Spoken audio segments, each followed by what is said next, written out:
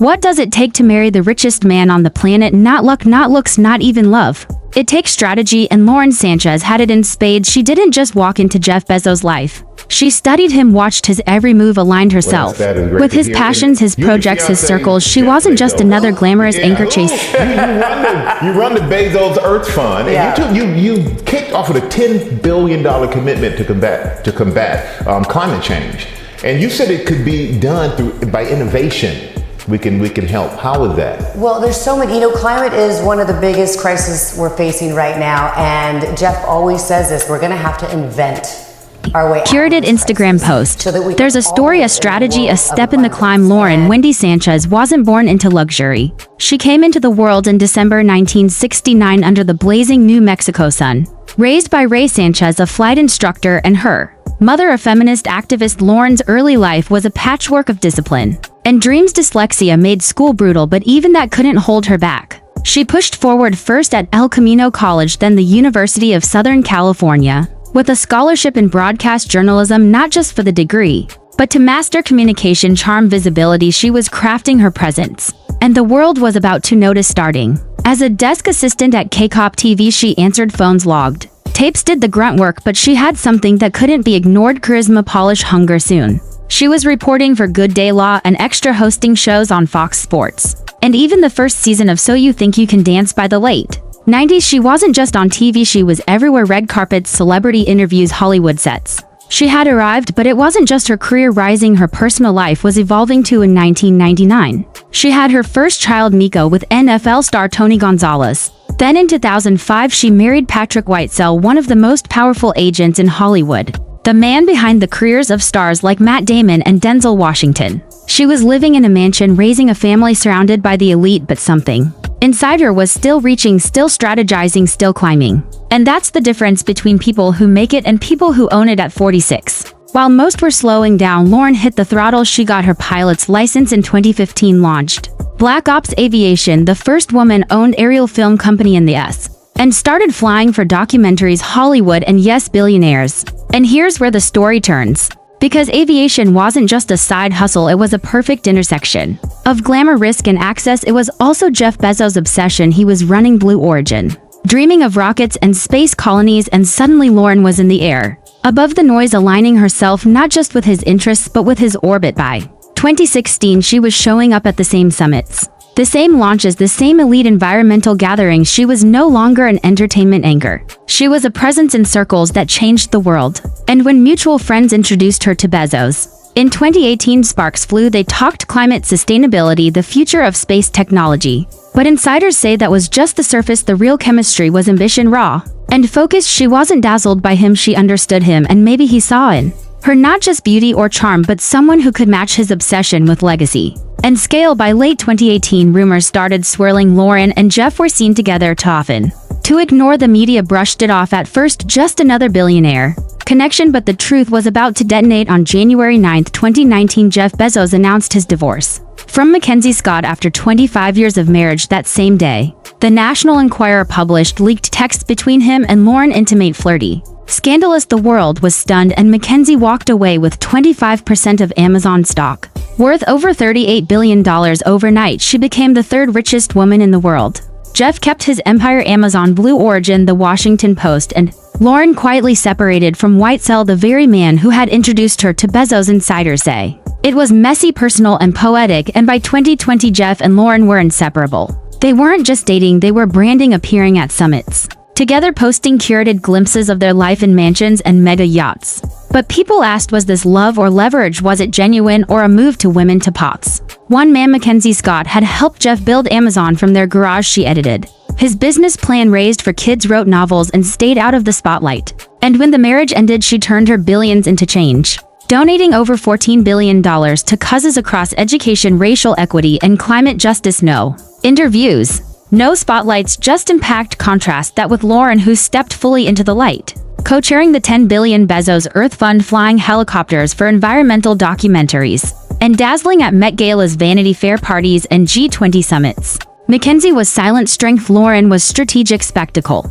So what did Jeff want? A partner in legacy or a partner in image? Did he trade quiet for bold genius for optics, or did he find someone who understood his post-Amazon era better than anyone else? The era where perception mattered more than execution, where global attention was the currency and influence was the product. And that question brings us to Jeff Bezos and Lauren Sanchez didn't just fall in love.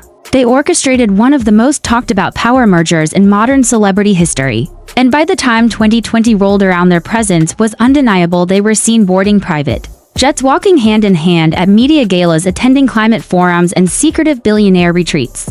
Their relationship was no longer a rumor, it was a strategy made visible. And yet the world kept asking what was real and what was manufactured.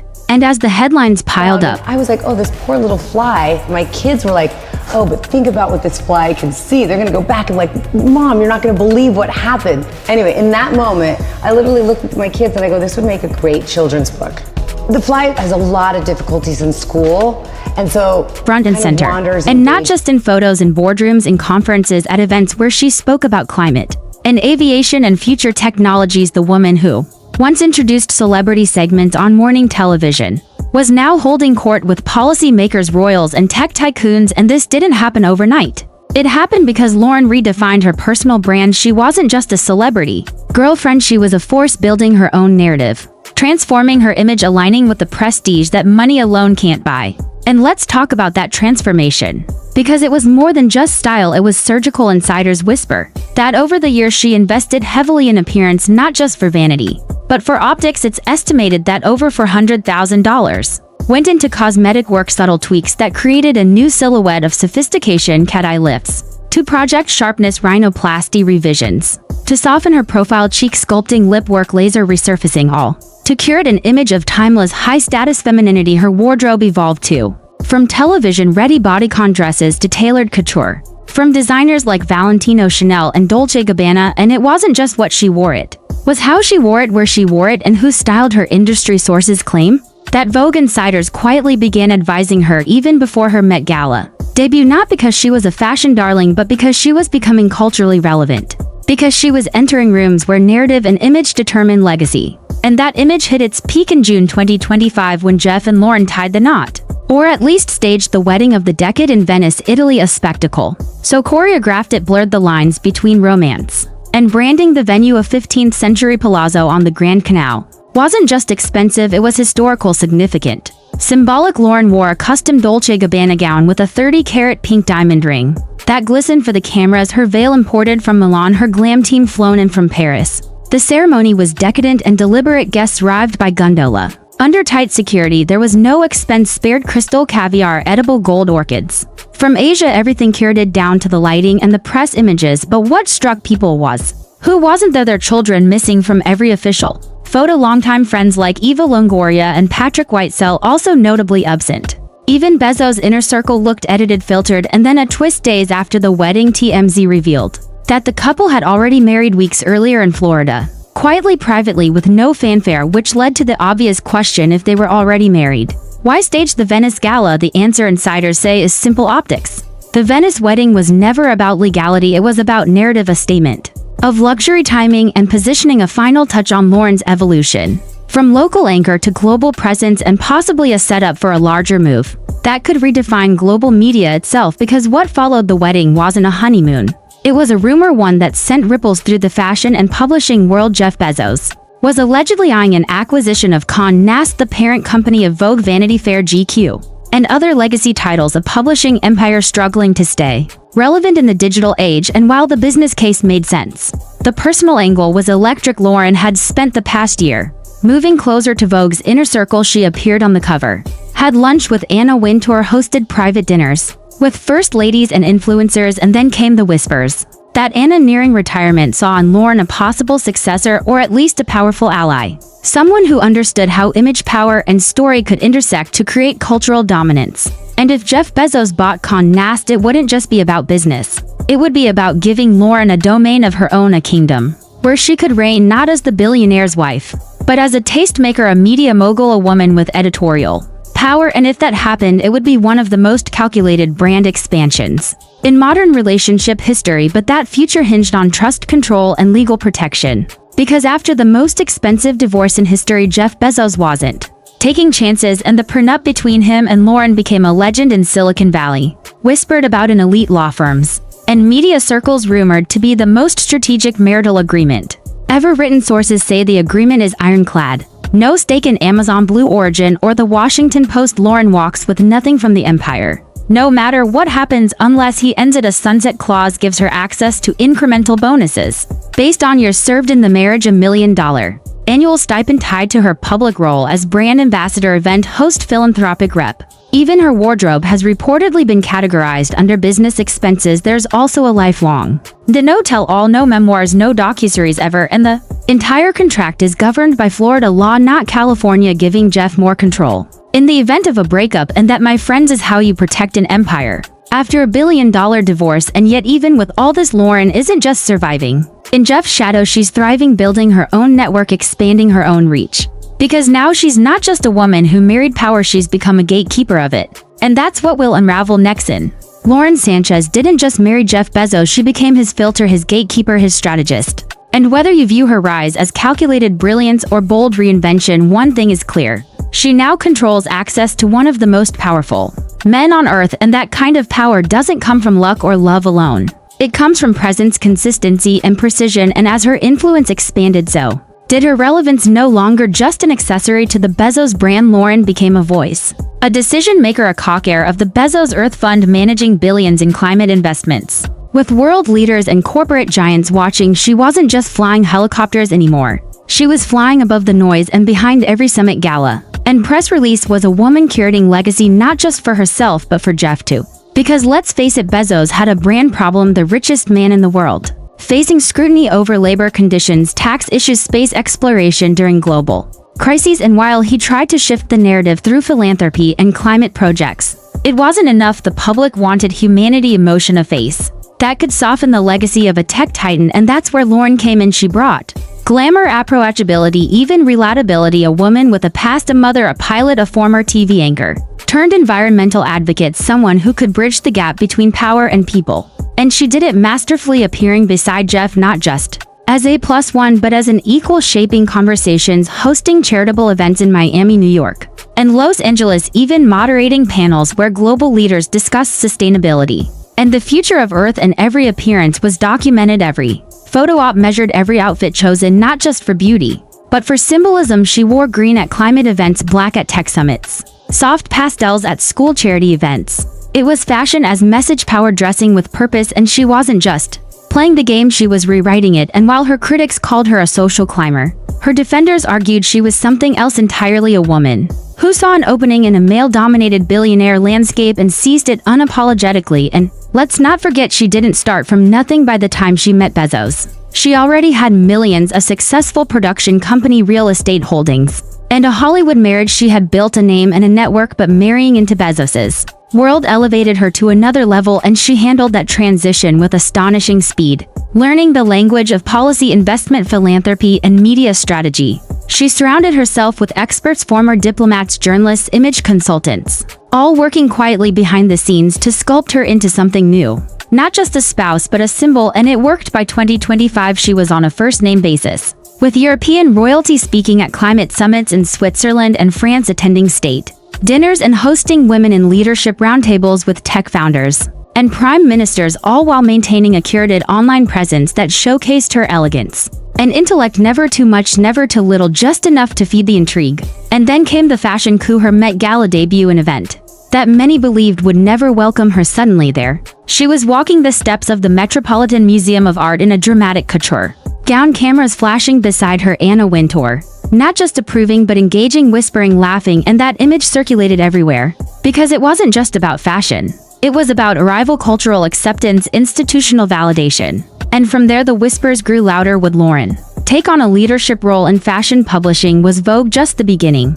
Was she about to control the narratives that shape global taste? And if so, was it ambition or destiny? And then Jeff Bezos made a move that confirmed what many suspected. He began negotiations to acquire Con Nast, a media empire steeped in history, prestige, and influence. And suddenly every dinner Lauren hosted, every gala she attended, every editor she met made sense. She wasn't infiltrating fashion, she was merging with it. And insiders say this wasn't just Jeff's idea, it was hers, a plan They'd nurtured since before the wedding, a move to position her not just as a style icon, but as a media mogul, someone who could shape opinion, influence elections, guide philanthropic trends, and turn luxury into legacy. And yet, even as the deal progressed, opposition brewed. Longtime Vogue insiders were horrified. The idea of a former reality TV host leading the world's most influential fashion magazine felt sacrilegious. They accused her of using beauty and proximity to buy power, of undermining decades of fashion heritage with billionaire backing. And yet, as Lauren kept showing up next to Anna, as she kept appearing on runways and magazine covers, her legitimacy became harder to deny, and what the purists missed was the game had changed. Influence was no longer about pedigree, it was about reach, about brand, about story, and Lauren had all three. She embodied the new power structure where image and access trumped tradition, and where transformation itself became the currency. And that's what she sold, not perfection but evolution, the idea that you could start over, redefine yourself, and sit at any table if you were smart, strategic, and relentless enough. And as her story unfolds, there's one more layer to unpack, one that few have dared to explore, but that we will in Lauren Sanchez's journey from local anchor to billionaire bride, from helicopter pilot to possible media mogul, is one of the most complex transformations in modern celebrity culture. But to understand its full weight, we have to go deeper into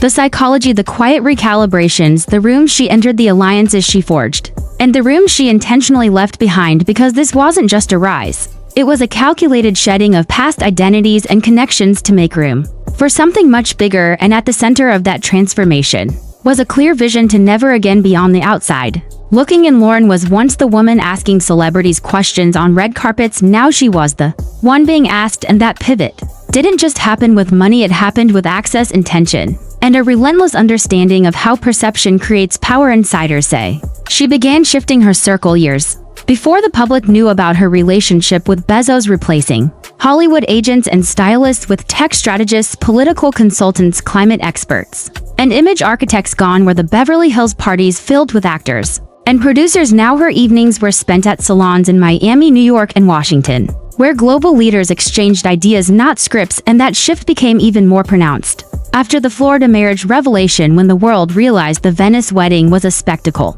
not a ceremony. And suddenly every decision, from Lauren's hairstyle to the guest list, felt symbolic. The fact that their children were absent, the absence of Patrick Whitesell, the careful release of images, all hinted at a larger strategy at play. This wasn't a celebration, it was a launch, a new chapter, a repositioning of both her and Jeff in the public eye. And just weeks later, whispers began circulating that the Bezos team was preparing for something seismic, not just an acquisition, but a full rebranding of Jeff's public narrative. And Lauren was at the center of it, shaping tone, setting direction, serving as the cultural lens through which Bezos's next empire would be seen.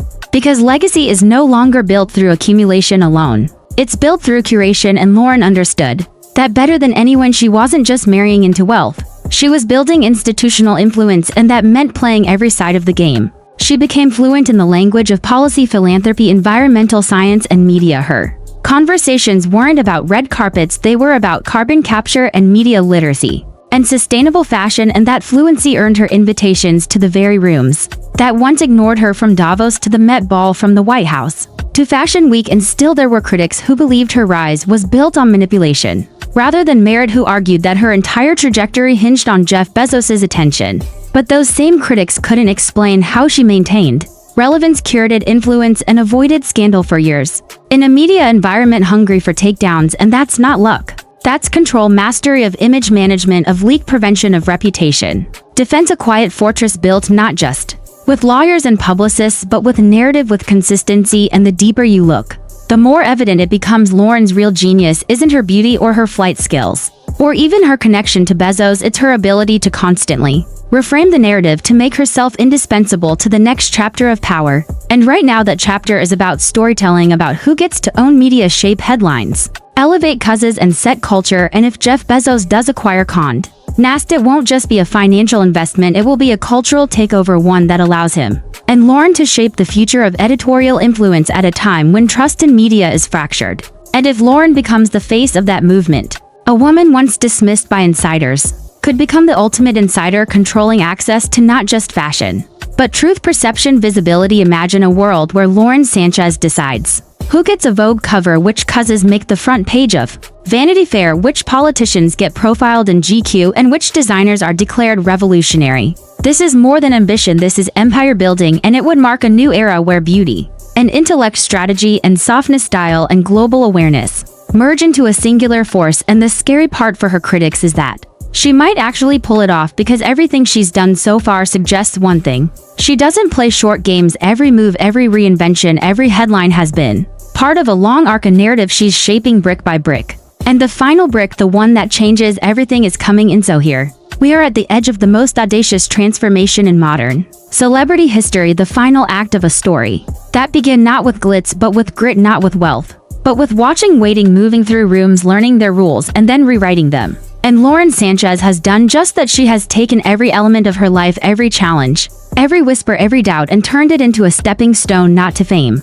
but to power, the kind of power that isn't just about headlines or appearances, but about access, about direction, about legacy. She didn't just marry Jeff Bezos, she became the architect of his public rebranding, a partner not just in life but in narrative. And every single move since that first whispered connection has pointed towards something bigger. From her strategic alignment with aviation to her calculated appearances at global summits, from her fashion evolution to her sudden presence at the Met Gala, she has taken control of her image and positioned herself as more than a celebrity spouse. She is now a symbol of what modern power looks like: curated, intentional, and undeniably ambitious. And as Jeff Bezos quietly circles the possible acquisition of Con Nast, the media world is bracing for what could be a seismic shift. Insiders say the deal is closer than ever, with Lauren's influence growing behind the scenes at Vogue and Vanity Fair. She's been hosting editorial dinners, participating in strategic planning sessions, and even floating new verticals focused on sustainability and female leadership. She's not just being considered, she's being briefed, she's being trained, and the rumored plan is more than a title. It's a takeover. Imagine a woman who started behind the camera now directing the narrative for some of the most powerful magazines in history. And what makes this twist even more fascinating is how deeply personal it is for Jeff and Lauren, because this isn't just about business. It's about story, about rewriting their place in the cultural canon, about controlling how they are remembered and understood. And that brings us to the whisper that has been growing louder every month. The one insiders have dared to say only behind closed doors, that Lauren Sanchez may be preparing to become the new face of Vogue, not just as a guest editor or contributor, but as an executive leader, possibly even editor-in-chief. Not because she is the most experienced journalist, but because she is the most culturally potent figure connected to the future of the brand. And if that happens, everything changes. The gatekeeping hierarchy of high fashion, the rigid lines between celebrity and editorial, the traditional pathways to prestige, all of it gets rewritten, and Lauren becomes the woman who cracked the code, who built a new path, who took the tools of visibility and influence and turned them into something permanent. And this is why so many are watching, not with envy but with awe, because love her or hate her, Lauren Sanchez has done something very few people ever achieve. She has lived multiple lives in one. She has fallen, failed, risen, transformed. She has curated every angle of her presence, and every pivot has brought her closer to the center of global influence. And now, standing at the crossroads of love, power, and media, she may be on the verge of something far greater than marriage or money. She may be writing a new rule book for ambition, for legacy, for visibility, and for every young woman watching, for every outsider who feels like they don't belong in rooms of power. Lauren Sanchez represents something rare and radical: the idea that you can become the story if you are willing to study it, shape it, and step into it without apology. So now it's your turn. What do you think? Was this all love, or was it legacy? Was this manipulation, or was it mastery? Did Lauren Sanchez marry the richest man on earth, or did she orchestrate one of the greatest personal brand transformations of our time? Drop your thoughts in the comments, hit like if this story blew your mind, and subscribe if you want more deep dives into ambition, luxury, and power, because this isn't the end of the story. It's just the beginning. Stay curious, stay watching, and above all, stay unapologetically strategic. This video covers legal allegations in a news context. All claims are from official filings, and no guilt is implied until proven in court. Please keep all discussions respectful. Allegations are not facts until proven in court.